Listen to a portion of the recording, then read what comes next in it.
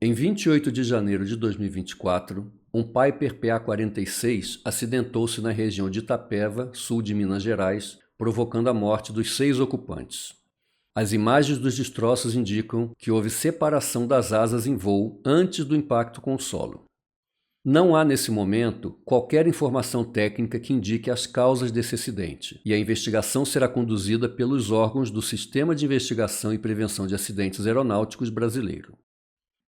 A história da aviação já registrou vários casos de falhas estruturais que resultaram em perda da asa da aeronave em voo, e é importante que todos os pilotos tenham uma clara noção dos principais tipos de situação que podem conduzir a um evento de separação de asas em voo, especificamente para fins de prevenção de acidentes. Existem várias situações que podem provocar uma perda de asa em voo, entre elas falha de projeto, falha de fabricação, falha de manutenção, falha na operação da aeronave, condições meteorológicas específicas e ato ilícito intencional. Hoje, vamos ver apenas 2 dessas condições, aquelas com maior possibilidade de controle por parte do piloto: a falha na operação da aeronave e a influência das condições meteorológicas.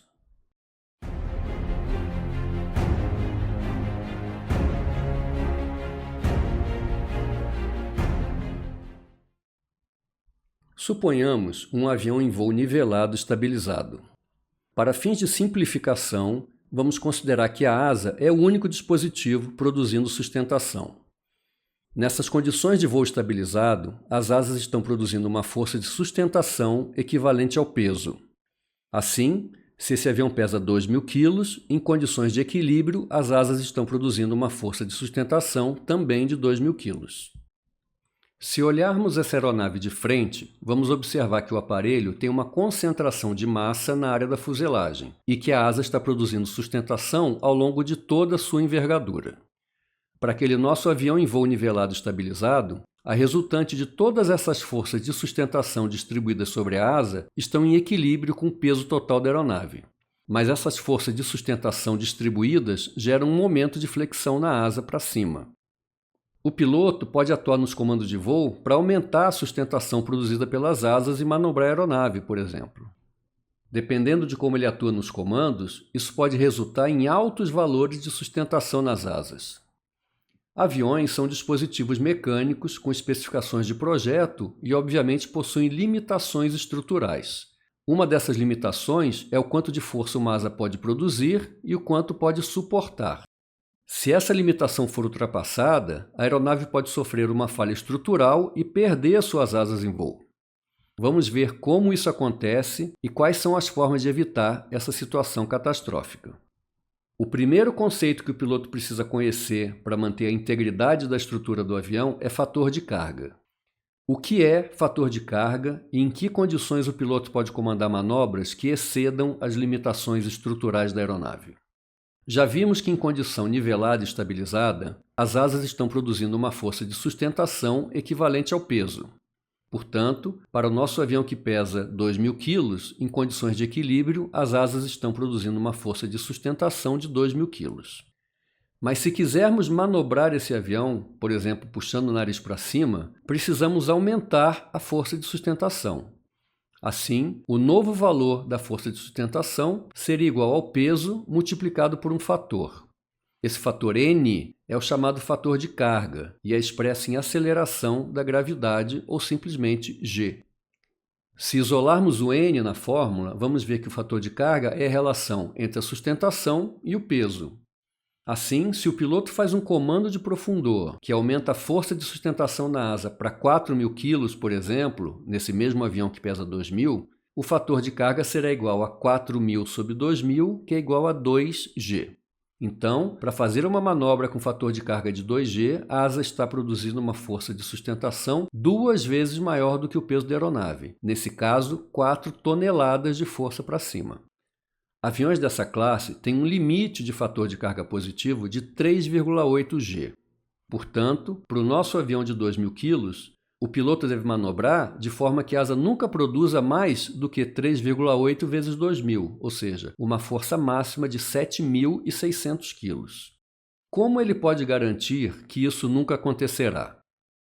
é importante conhecer quais fatores afetam o fator de carga e quais deles o piloto tem controle direto. Vamos utilizar uma fórmula para ajudar a responder essa pergunta, mas não desistam por causa da fórmula. Esse trecho é importante para entender o que fazer para a sua asa não soltar em voo. Já aprendemos que o fator de carga é igual à sustentação dividida pelo peso e que o avião tem um limite que ele pode suportar. Quais os fatores que compõem a sustentação?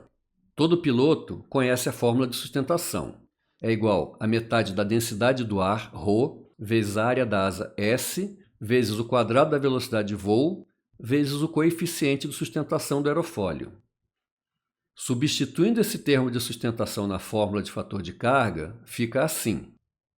Se imaginarmos uma condição específica e momentânea durante o voo, alguns desses fatores estão sob o controle do piloto e outros não.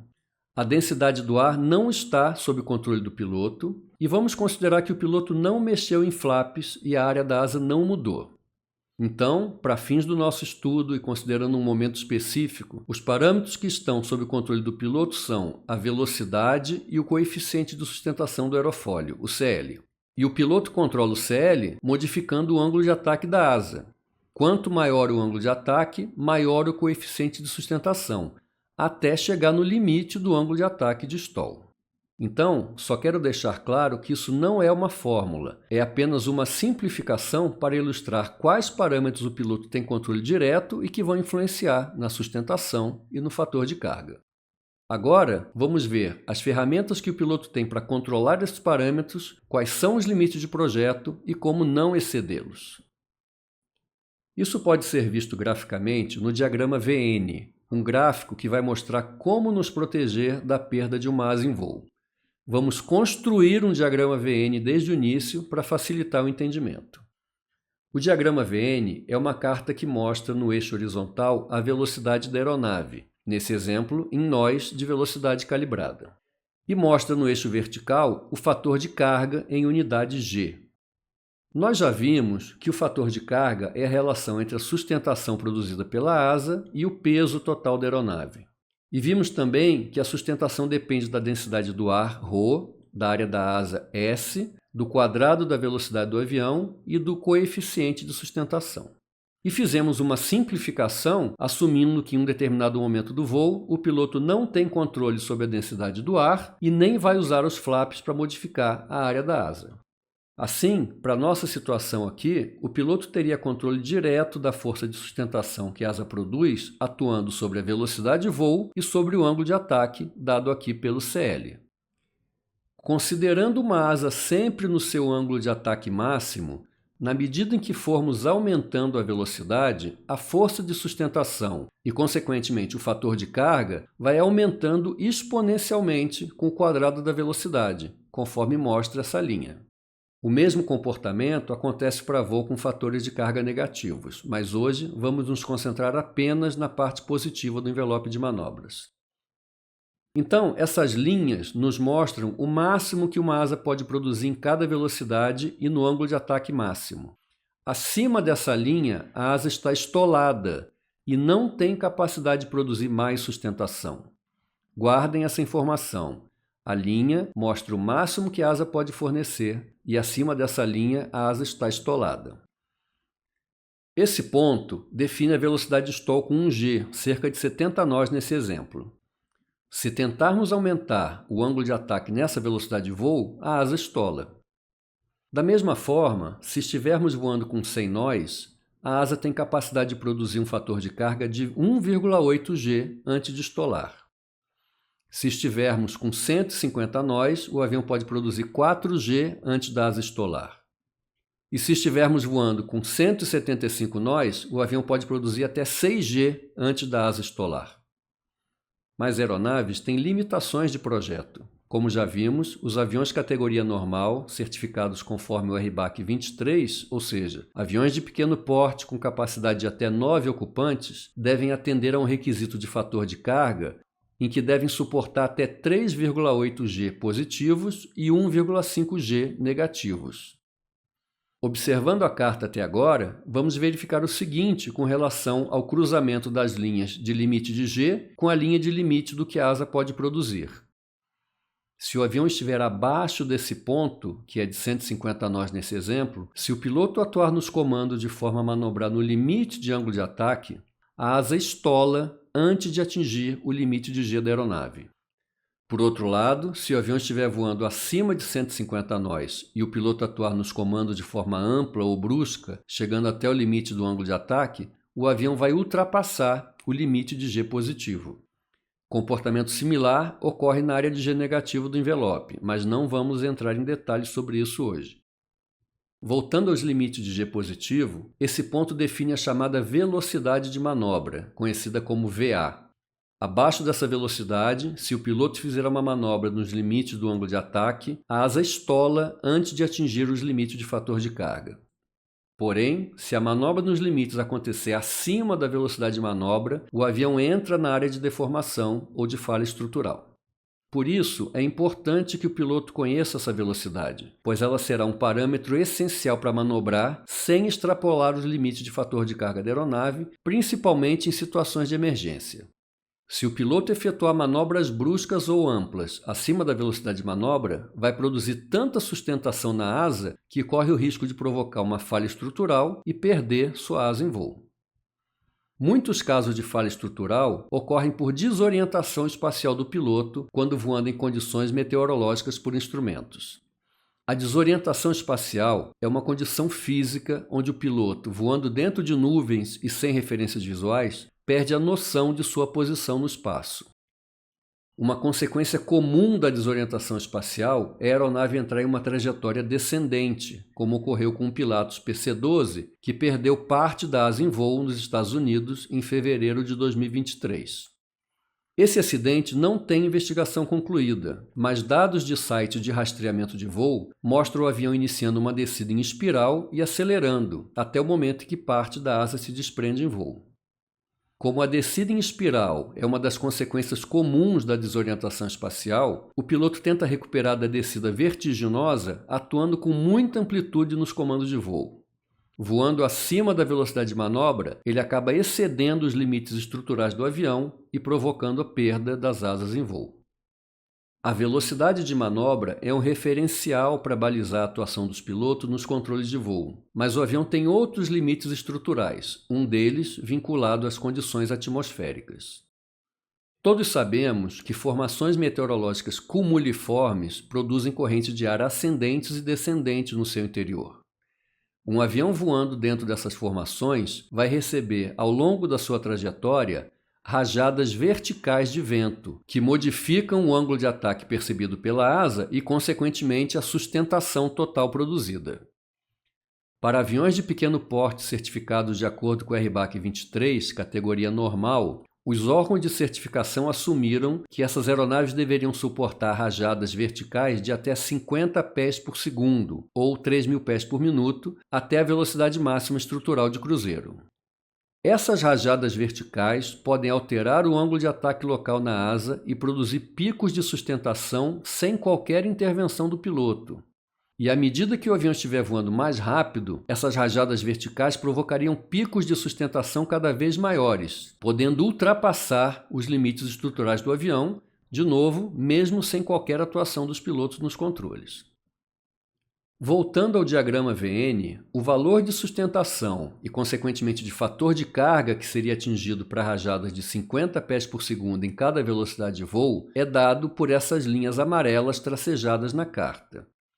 Então, independente da velocidade que o piloto estiver voando e receber uma rajada de 50 pés por segundo, sem nenhuma atuação nos comandos de voo, o fator de carga ficará dentro desse cone delimitado pelas duas linhas tracejadas amarelas. No caso desse exemplo, as linhas amarelas adentram o limite de G positivo e negativo com velocidades em torno de 200 nós. Esse ponto vai definir a máxima velocidade estrutural de cruzeiro para aviões dessa categoria. O fabricante mostra isso para o piloto através do arco verde do velocímetro, que se inicia na velocidade stall a 1G e termina na máxima velocidade estrutural de cruzeiro, chamada de VC. Até essa velocidade, mesmo que o avião receba uma rajada vertical de até 50 pés por segundo, o fator de carga resultante estará dentro do cone das linhas amarelas e não vai ultrapassar o limite estrutural. Mas se o avião estiver voando acima de 200 nós, nesse exemplo, e receber uma rajada vertical de 50 pés por segundo, isso vai produzir fatores de carga que adentram os limites estruturais. Por isso, a indicação amarela no velocímetro e a informação no manual de que o voo nessa faixa de velocidade só deve acontecer em ar calmo. Para aviões dessa categoria, o voo em ar turbulento não deve ser feito acima da VC, ou velocidade máxima de cruzeiro, pois apenas as rajadas por si só já podem provocar falha estrutural. Além disso, em ar turbulento, é comum haver uma reação brusca dos pilotos nos controles, conjugando as duas forças e precipitando a falha estrutural.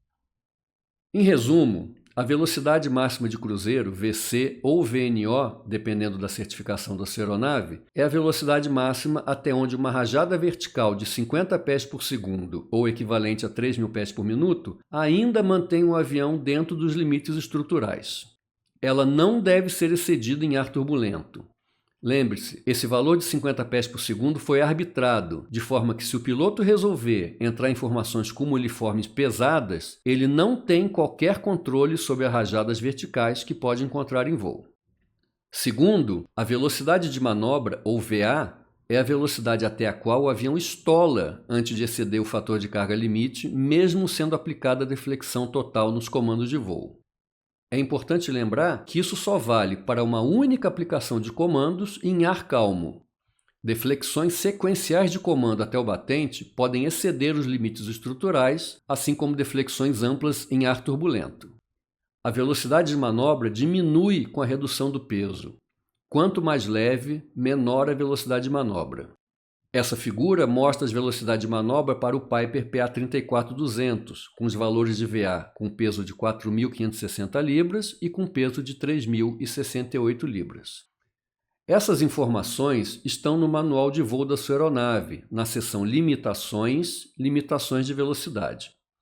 Ali, o manual apresenta a máxima velocidade estrutural de cruzeiro, alertando que essa velocidade não deve ser excedida, exceto em ar calmo e com cuidado.